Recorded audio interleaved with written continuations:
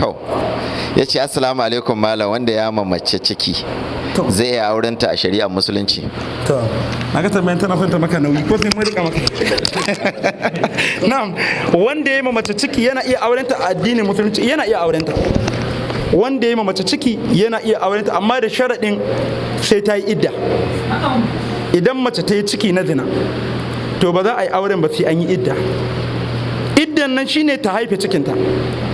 Bayan ta haife cikinta kuma ta yi jini ɗaya, sa'annan sai a zo a ɗaura musu aure. Ka san iddatul hamili wad'u hamliha. Iddan mai ciki shine ta haife cikinta, to amma banda ta zina. An gani?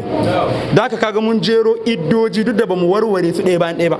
Muka ce akwai iddatul talaqi, iddatul wafati, iddatul mulki, iddatul shibhil mulki, iddatul ghasbi, iddatul zina. To kaga wannan yana cikin bangaren iddatu zina, shine bayan ta haife sai ta ƙara yin jini ɗaya, shine yanzu ta yi istibra'i, sai ya biya sadaki, sai a ɗaura musu aure. Amma in ya kuskure ya aure ta a cikin wannan, to an yi aure cikin matsala, kuma duk zaman da za a yi a rayuwa zama ne na zina. Allah madaukin sarki ya tsare mu. Kuma ko da an raba wannan auren har abada babu aure tsakanin su, shine ta'abbudu tahrim, haramci ya tabbata tsakanin su. Ya mata ciki bai bari aka yi idda ba, kuma ya sake zuwa aka daura musu aure. Wannan shine matsala. Allah ya tsare mu. Ana ya kamata mu dakata saboda lokaci. Abinda muka yi daidai Allah ya ba mu lada, abinda muka yi na kuskure kuma Allah shi yafe mana. Wa aqulu ma aqulu astaghfirullah al-azim li wa lakum innahu huwal ghafurur rahim.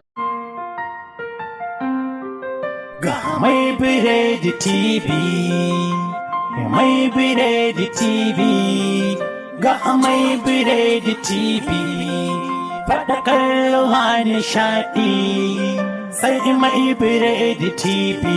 Gagara gasa online TV, Mai Biredi TV, gidan TV mai faɗakarwa, tare da nishaɗantarwa.